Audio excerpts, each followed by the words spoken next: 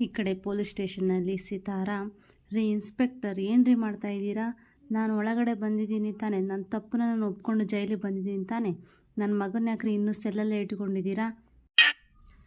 ಹೊಟ್ಟೆನೂ ಹಸ್ತಿರ್ಬೇಕಲ್ಲ, ಇನ್ನೊಂದು ಅರ್ಧ ಗಂಟೆ ಊಟ ಬರುತ್ತೆ ಅಂಥೇಳಿ ಈ ಕಡೆ ಪ್ರತಾಪ್ ಸರ್ ಅವರು ಹೇಳ್ತಾರೆ. ಕೋರ್ಟ್ ಇಯರಿಂಗ್ ಆಗಿ ಆರ್ಡರ್ ಶೀಟ್ ಬಂದಮೇಲೆ ಮೇಡಮ್ ನೀವು ಇವನನ್ನು ಬಿಡೋದಕ್ಕಾಗೋದು ಅಂಥೇಳಿ ಪ್ರತಾಪ್ ಹೇಳ್ತಾರೆ. ಕರೀರಿ ನನ್ನ ಗಂಡನ್ನ, ಅವ್ರ ಹತ್ರನೇ ಹೇಳ್ತೀನಿ ಅಂತೇಳಿ ಸಿತಾರ ಹೇಳ್ತಾರೆ. ಆವಾಗ ಪ್ರತಾಪ್ ಅವರು, ನಿಮ್ಮ ಗಂಡ ರಾಜಕಾರಣಿನೇ ಆಗಿರ್ಬೋದು, ಆದರೆ ಜೈಲು ಕಾನೂನಿಗೆಲ್ಲ ಏನೂ ನಡೆಯಲ್ಲ ನಿಮ್ಮ ಗಂಡಂದು. ಬೇಕು ಅಂದಾಗ ಬರೋದಕ್ಕೆ, ಬೇಡ ಅಂದಾಗ ಹೋಗೋದಕ್ಕೆ ಇದು ಯಾರಪ್ಪನ ಮನೆ ಆಸ್ತಿನೂ ಏನಲ್ಲ. ವಿಕ್ಕಿ, ನಿನಗೆ ಈ ರೂಲ್ಸು ರೆಗ್ಯುಲೇಷನ್ಸ್ ಎಲ್ಲ ಚೆನ್ನಾಗಿ ಗೊತ್ತುತ್ತಾ? ನೀನೇ ಸ್ವಲ್ಪ ಹೇಳು ನಿಮ್ಮ ಅಮ್ಮಂಗೆ ಅಂತೇಳಿ ಪ್ರತಾಪ್ ಹೇಳಿದಾಗ, ಅತಿಯಾಗಿ ಮಾತಾಡ್ತಾ ಇದ್ದೀರಾ ಇನ್ಸ್ಪೆಕ್ಟರ್. ಅಮ್ಮ ಮಗ ಸರಿಯಾಗಿದ್ದೀರ ಬಿಡಿ. ಇಷ್ಟು ದಿನ ಪಾಪ ಮಗ ತಪ್ಪು ಮಾಡಿದ್ದಾನೆ ಅನ್ನೋದನ್ನು ಅಮ್ಮ ಯಾವ ರೀತಿ ಸಹಿಸ್ಕೊಂಡಿರ್ತಾರೋ ಅಂದ್ಕೊಂಡಿದ್ದೆ. ಆದರೆ ನೋಡಿದ್ರೆ ನೀವೇ ಕೊಲೆ ಮಾಡ್ಬಿಟ್ಟು ಬಂದಿದ್ದೀರಲ್ಲ, ನಾಚಿಕೆ ಆಗಬೇಕು ನಿಮಗೆ ಅಂತ ಹೇಳಿ ಪ್ರತಾಪ್ ಅವರು ಬೈತಾರೆ. ಆವಾಗ, ಏನು ಮಾಮ್ ನೀನು ಕೇಸ್ ಮುಗಿಲಿ ಅಂತೇಳಿ ಈ ಥರ ಕೊಲೆ ಮಾಡ್ತಾರಾ? ಸ್ವತಃ ರೌಡಿ ಆಗಿದ್ರೂ ಡ್ಯಾಡೇ ಸುಮ್ಮನಿದ್ದಾರೆ ಅಂತ ಹೇಳಿದ್ರೆ ನಿನಗೆ ಅರ್ಥ ಆಗಲಿಲ್ವಾ? ಇವಾಗ ನೋಡು, ನಿನ್ನಿಂದಾಗಿ ನಾವಿಬ್ಬರು ಜೈಲಲ್ಲಿ ಇರೋ ಹಾಗಾಯಿತು. ಇಷ್ಟ ಆದಮೇಲೂ ನೀನು ನಿಮ್ಮ ಅಪ್ಪನ ಥರನೇ ಮಾತಾಡ್ತಿದ್ದೀಯಲ್ಲ ವಿಕ್ಕಿ. ನನಗೆ ನಿಮ್ಮ ಅಪ್ಪನ ಥರ ರಾಜಕೀಯ ಗೊತ್ತಿಲ್ಲ ನಿಜ, ಆದರೆ ನನಗೆ ನನ್ನ ಕುಟುಂಬನ ಯಾವ ಥರ ಉಳಿಸ್ಕೋಬೇಕು ಅನ್ನೋದು ಗೊತ್ತಿದೆ. ನೀನು ಬದಲಾಗು ಅಂತ ಎಷ್ಟು ಸಲ ಬಡ್ಕೊಂಡೆ ಹೇಳು, ಆದರೆ ನೀನು ಬದಲಾಗಲೇ ಇಲ್ಲ. ನೀನು ಸಂಧ್ಯಾನ ಕೆಣ್ಕೋದ್ರಿಂದನೇ ಇಷ್ಟೆಲ್ಲ ಸಮಸ್ಯೆ ಆಗಿದ್ದು, ನಿನ್ನ ಜೀವನ ನರಕ ಆಗಿದ್ದು. ಅಲ್ಲ, ನೀನು ಮಾಡಿರೋ ತಪ್ಪನ್ನು ಸರಿ ಮಾಡೋದಕ್ಕೆ ನಾನು ಈ ಕೊಲೆ ಮಾಡಿದೆ. ಈ ಸ್ಥಿತಿಗೆ ನೀನು ನಿಮ್ಮ ಅಪ್ಪನೇ ಕಾರಣ ಕಣೋ. ನೋಡು, ಇನ್ನು ಸ್ವಲ್ಪ ದಿವಸದಲ್ಲಿ ನಿನ್ನನ್ನು ಬಿಟ್ಬಿಡ್ತಾರೆ. ಆಮೇಲಾದರೂ ಈ ರೀತಿ ಜೊತೆಯಲ್ಲಿ ಸಂಸಾರ ಮಾಡ್ಕೊಂಡು ಚೆನ್ನಾಗಿ ಬದುಕು. ನಿಮ್ಮ ಅಪ್ಪ ಬದಲಾಗ್ತಾರೋ ಇಲ್ವೋ, ಆದರೆ ನೀನಾದರೂ ಬದಲಾಗು ವಿಕ್ಕಿ ಅಂತ ಅಷ್ಟು ಬುದ್ಧಿ ಹೇಳಿದ್ರು ಸಿತಾರಾ. ಕೊಲೆ ಮಾಡಿದ ನೀನು ಅಪದ ಹೊರಿಸ್ತಿರೋದು ನನ್ನ ಮೇಲೆ ಅಲ್ವಾ? ಅಲ್ಲ ಮಾಮ್, ನೀನೇನು ಸಾಧನೆ ಮಾಡಿಬಿಟ್ಟಿದ್ಯಾ ಅಂತೇಳಿ ನನಗೆ ಲೆಕ್ಚರ್ ಕೊಡ್ತಾ ಇದೆಯಾ? ನೀನೇನು ತ್ಯಾಗ ಮಾಡಿಲ್ಲ, ನನ್ನ ತಲೆ ಮೇಲೆ ಚಪ್ಪಡಿ ಕಲ್ಲು ಎತ್ತಾಕಿದ್ಯಾ ಅಷ್ಟೇ. ಮೊಲೆಸ್ಟೇಷನ್ ಕೇಸಲ್ಲಿ ನಂದೇನು ತಪ್ಪಿಲ್ಲ ಅಂತೇಳಿ ರಿಲೀಸೇ ಆಗಿಬಿಟ್ಟಿದೆ.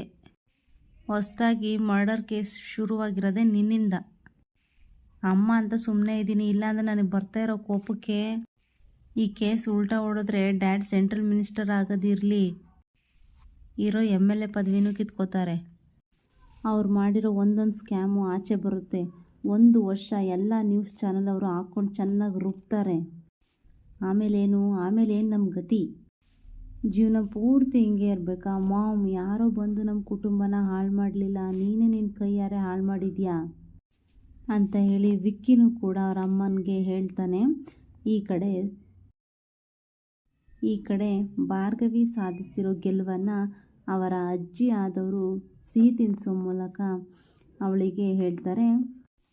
ತಗೋ, ಈ ಸ್ವೀಟ್ ತಿಂದು ಬಾಯಿನ ಸಿಹಿ ಮಾಡ್ಕೊ ಅಂತೇಳಿ ಅವ್ರ ಅಜ್ಜಿ ಹೇಳಿದಾಗ, ಯಾಕಜ್ಜಿ ಇದೆಲ್ಲ ಅಂಥೇಳಿ ಭಾರ್ಗವಿ ಕೇಳ್ತಾಳೆ. ನೀನು ಮಾಡಿರೋ ಸಾಧನೆಗೆ ಬರೀ ಸಿಹಿ ತಿನ್ಸಿದ್ರೆ ಸಾಲಲ್ಲ, ಸಂಕ್ರಾಂತಿ ಹಬ್ಬನೇ ಮಾಡಬೇಕು. ನೀನು ಮಾಡಿರೋ ಸಾಧನೆಗೆ ಈ ಮನೆಯವ್ರು ಕೊಂಡಾಡದೇ ಇದ್ರೆ ಏನಂತೆ?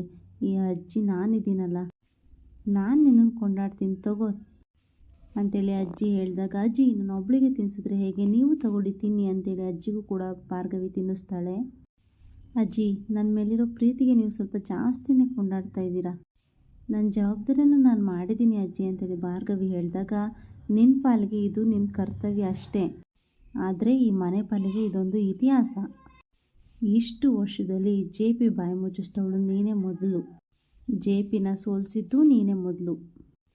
ಅದು ಅಲ್ಲದೆ ಈ ಮನೆ ಸೊಸೆಯಾಗಿ ಕೆಲಸಕ್ಕೆ ಹೋಗಿದ್ದು ನೀನೇ ಮೊದಲು. ಮನೆಯಲ್ಲಿ ಕೋರ್ಟಲ್ಲಿ ಅವನು ಬಾಯಿ ಮುಚ್ಚಿಸಿರೋ ನೀನು ಮುಂದೆ ಏನು ಮಾಡ್ತೀಯ ಅನ್ನೋ ಟೆನ್ಷನಲ್ಲಿ JP ಒದ್ದಾಡ್ತಿದ್ದಾನೆ. ನಿನ್ನ ಸಾಧನೆ ನೋಡಿ ನನಗೆ ಹೆಮ್ಮೆ ಆಗ್ತಿದೆ ಭಾರ್ಗವಿ ಅಂತೇಳಿ ಅಜ್ಜಿ ಹೇಳಿದಾಗ, ಇದೆಲ್ಲ ಸಾಧ್ಯ ಆಗಿದ್ದು ಅರ್ಜುನಿಂದ ಅಜ್ಜಿ. ಈ ಕೇಸ್ ದಾರಿ ತಪ್ಪಿದಾಗ, ನನ್ನ ಬುದ್ಧಿ ದಾರಿ ತಪ್ಪಿದಾಗ ಅದನ್ನು ತಿದ್ದಿ ಈ ಕೇಸ್ನ ಸರಿ ದಾರಿಗೆ ತಂದಿದ್ದು ಅರ್ಜುನ್ ಅಜ್ಜಿ ಅಂಥೇಳಿ ಭಾರ್ಗವಿ ಹೇಳಿದಾಗ, ಸಂಸಾರ ಅಂದರೆ ಇದೇ ಅಲ್ವಾ? ಒಬ್ರನ್ನೊಬ್ರು ಬಿಟ್ಕೊಡ್ದೆ, ಒಬ್ರನ್ನೊಬ್ರು ಅರ್ಥ ಮಾಡ್ಕೊಂಡು ಹೋಗೋದೇ ಸಂಸಾರ. ಇಲ್ಲಿ ದ್ವೇಷದ ಜೊತೆಗೆ ಪ್ರೀತಿ ಪ್ರೇಮನೂ ಇರುತ್ತೆ. ಅದನ್ನು ಗುರುತಿಸಿ ಸಾಮರಸ್ಯದಲ್ಲಿ ನಡಿಬೇಕು. ನಿಮ್ಮಿಬ್ಬರು ಬಂಧ ಗಟ್ಟಿ ಆಗ್ತಿದೆ. ನಿಮ್ಮಿಬ್ಬರ ಮೇಲೆ ಯಾರ ಕಣ್ಣು ಬೀಳದೇ ಇರಲಿ ಅಂತ ನಾನು ದೇವ್ರ ಹತ್ರ ಬೇಡ್ಕೋತಾ ಇದ್ದೀನಿ ಭಾರ್ಗವಿ ಅಂತ ಅಜ್ಜಿ ಹೇಳ್ತಾರೆ.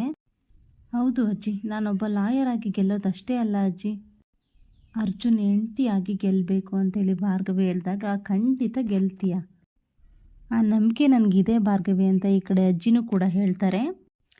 ಈ ಕಡೆ ಬೃಂದ ಗಂಡ ಬಂದುಬಿಟ್ಟು ಬೃಂದ ಹತ್ರ ನಿಮ್ಮ ಒಳ್ಳೆ ಮನಸ್ಸಿಗೆ ಎಲ್ಲ ಒಳ್ಳೆಯದೇ ಆಗುತ್ತೆ ಭಾರ್ಗವಿ ಅಂತ ಹೇಳಿ ಬೃಂದ ಗಂಡ ಕೂಡ ಭಾರ್ಗವಿನ ಹೊಗಳುತ್ತಾನೆ. ಆವಾಗ ಬೃಂದ ಹೇಳ್ತಾರೆ, ನೀವು ನಮ್ಮ ಬಗ್ಗೆ ಯೋಚನೆ ಮಾಡಬೇಡಿ ಭಾವ, ನಿಮ್ಮ ಜೀವನನ ನೀವು ಸರಿ ಮಾಡ್ಕೊಳ್ಳೋದು, ಅವಳ ಪ್ರೀತಿನ ಅರ್ಥ ಮಾಡಿಕೊಂಡು ನಡ್ಕೊಂಡು ಹೋಗಿ ಜೀವನನ ಸಾಗಿಸ್ಕೊಂಡು ಹೋಗಿ ಅಂತ ಕೂಡ ಭಾರ್ಗವಿ ಕೂಡ ಬುದ್ಧಿ ಹೇಳ್ತಾಳೆ. ನೀವು ನಮ್ಮ ಜೀವನದ ಬಗ್ಗೆ ಯೋಚನೆ ಮಾಡಬೇಡಿ, ನೀವು ಮತ್ತು ಅರ್ಜುನ್ ಚೆನ್ನಾಗಿರಿ ಅಂತ ಹೇಳ್ತಾನೆ. ಈ ಕಡೆ ಬೃಂದ ರೋಗಿ ಬಯಸಿದ್ದು ಹಾಲು ಅನ್ನ, ಡಾಕ್ಟ್ರು ಹೇಳಿದ್ದು ಹಾಲು ಅನ್ನ ಅನ್ನೋ ಹಾಗೆ ಗಾದೆ ಮಾತು ಸುಳ್ಳಾಗಲಿಲ್ಲ.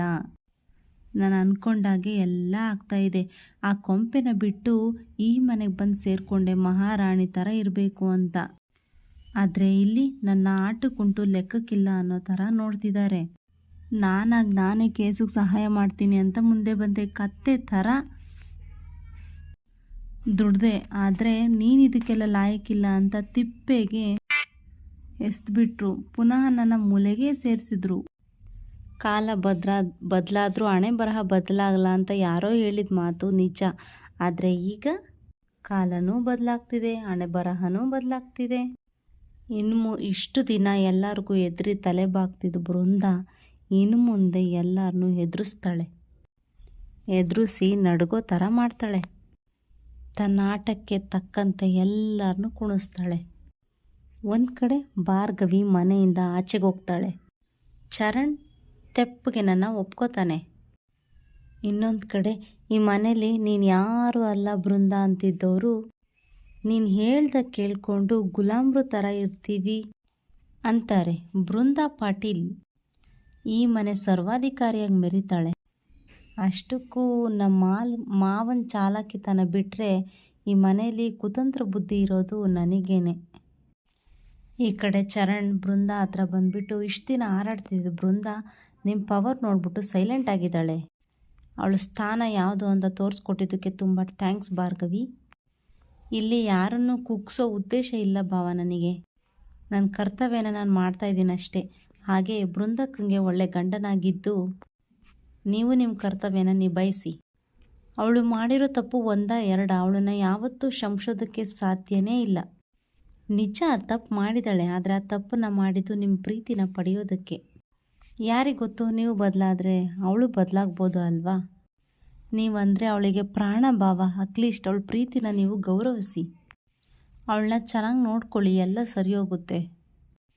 ಪ್ರೀತಿ ಅನ್ನೋದು ಬಲವಂತವಾಗಿ ಹುಟ್ಟೋದಿಲ್ಲ ಅಂತ ನೀವೇ ಹೇಳ್ತಿದ್ರಲ್ಲ ಭಾರ್ಗವಿ ಅಂತ ಈ ಕಡೆ ಚರಣ್ ಕೂಡ ಭಾರ್ಗವಿಗೆ ಉತ್ತರನ ಕೊಡ್ತಾನೆ.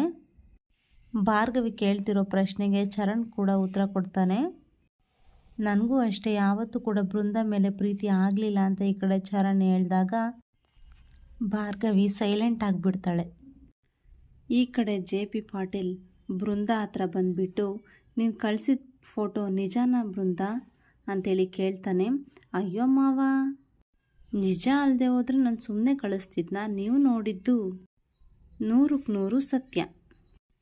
ಹಾಗಿದ್ರೆ ಆ ಸಾಕ್ಷಿನ ಮೀಟಾಗ್ಬೋದಾ ಅಂತ JP ಕೇಳಿದಾಗ, ಇದೇನು ಮಾವ, ನೀನು ಯಾವ ವಿಷಯಕ್ಕೂ ನೀನು ತಲೆ ಹಾಕಬೇಡ, ಮೂಲೆಯಲ್ಲಿ ಬಿದ್ದಿರು ಅಂದಿದ್ರಿ, ಇವಾಗ ಅರ್ಥ ಆಯ್ತಾ ಈ ಬೃಂದ ಏನು ಮಾಡ್ಬೋದು ಅಂತ ಬೃಂದ ಕೇಳಿದಾಗ, ಆ ಸಾಕ್ಷಿನ ಮೀಟಾಗ್ಬೋದಾ ಅಂತೇಳಿ JP ಕೇಳ್ತಾನೆ. ಅಯ್ಯೋ ಮಾವ, ಅವಸರವೇ ಅಪಘಾತಕ್ಕೆ ಆಧಾರ. ಆ ಸಾಕ್ಷಿ ಯಾವ ಕೋರ್ಟಿಗೆ ಬರಬೇಕು, ಎಷ್ಟು ಗಂಟೆಗೆ ಬರಬೇಕು ಅಂತ ಹೇಳಿ ಯಾವತ್ತು ಬರಬೇಕು ಅನ್ನೋದನ್ನು ನಾನು ಡಿಸೈಡ್ ಮಾಡ್ತೀನಿ.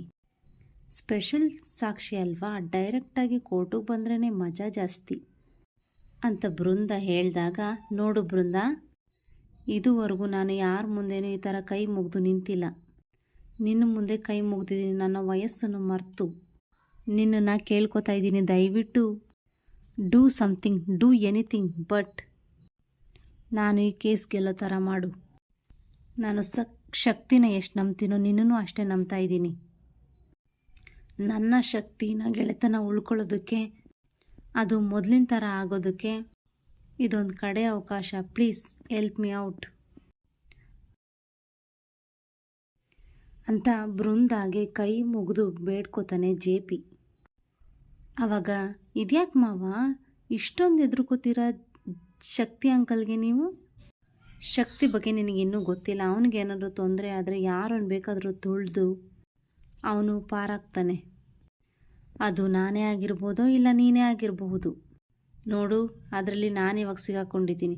ಅದರಿಂದ ಪಾರು ಮಾಡೋ ಜವಾಬ್ದಾರಿ ನಿಂದು ಅಂಥೇಳಿ ಜೆ ಪಿ ಬೇಡ್ಕೊಂಡಾಗ, ಈ ನಿಮ್ಮ ನಂಬಿಕೆ, ಈ ಸ್ನೇಹ, ಈ ಕೇಸು ಎಲ್ಲನೂ ನಾನು ಉಳಿಸ್ತೀನಿ ಮಾವ ಅಂತ ಹೇಳಿ ಬೃಂದ ಜೆ ಪಿಗೆ ಮಾತು ಕೊಡ್ತಾಳೆ.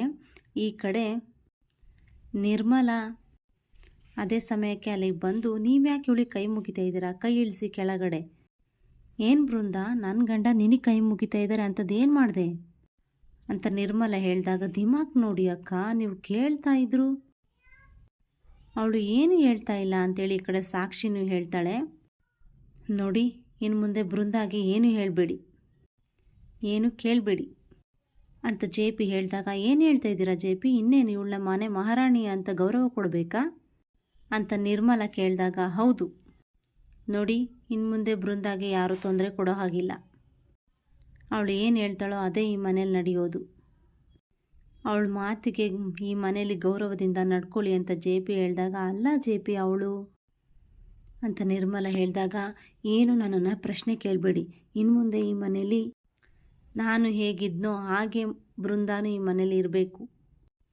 ಯಾಕೆ ಏನು ಅಂತ ಪ್ರಶ್ನೆ ಮಾಡೋ ಅಧಿಕಾರ ಯಾರಿಗೂ ಇಲ್ಲ. ಅರ್ಥ ಆಯ್ತಾ ಅಂತೇಳಿ ಜೋರಾಗಿ ಕೂಗ್ಬಿಡ್ತಾನೆ ಜೆ ಪಿ. ಜೋಪಾನ, ನಾನು ಹೇಳಿದ್ದೆಲ್ಲ ನೆನಪಿರಲಿ ಅಂತೇಳಿ ಜೆ ಪಿ ಹೇಳ್ತಾನೆ. ಸರಿ ಮಾವ, ನಾನೆಲ್ಲ ನೋಡ್ಕೋತೀನಿ, ನೀವೇನು ತಲೆ ಕೆಡಿಸ್ಕೋಬೇಡಿ ಅಂತ ಬೃಂದ ಹೇಳ್ತಾಳೆ. ಇದೇನಕ್ಕ, ನಮ್ಮ ಭಾವ the great J P Patil ಈ ಬೃಂದನ ಹತ್ರ ಬೇಡ್ಕೊಳ್ಳೋದ? ನಮಗಿಲ್ಲೇನು ಆಗ್ತಿದೆ ಅಂತಲೇ ಗೊತ್ತಾಗ್ತಿಲ್ಲ ಅಕ್ಕ ಅಂತ ಸಾಕ್ಷಿ ನಿರ್ಮಲಾ ಹತ್ರ ಕೇಳಿದಾಗ, ಚಿಕ್ಕತ್ತೆ ಅದೇನೋ ನನ್ನ ತಾಕತ್ತಿನ ಬಗ್ಗೆ ಕೇಳ್ತಾ ಇದ್ರಲ್ಲ, ಈಗ ನನ್ನ ತಾಕತ್ತೇನು ಅಂತ ಗೊತ್ತಾಯ್ತಾ ಅಂತ ಬೃಂದ ಹೇಳಿದಾಗ, ಏಯ್ ಅಂತ ನಿರ್ಮಲಾ ಕಿರಿಚ್ತಾರೆ. ಆವಾಗ ಇನ್ನು ಮುಂದೆ ಈ ಥರ ವಾಯ್ಸ್ ರೈಸ್ ಮಾಡಿದ್ರೆ ಸುಮ್ಮನೆ ಇರೋದಿಲ್ಲ, ನಾನೇ ಗಂಟು ಮೂಟೆ ಕಟ್ಟಿ ಮನೆಯಿಂದ ಆಚೆ ಕಳಿಸ್ತಾ ಇರ್ತೀನಿ ಅಂತ ಬೃಂದ ಜಂಬದಿಂದ ಕೊಚ್ಕೋತಾಳೆ.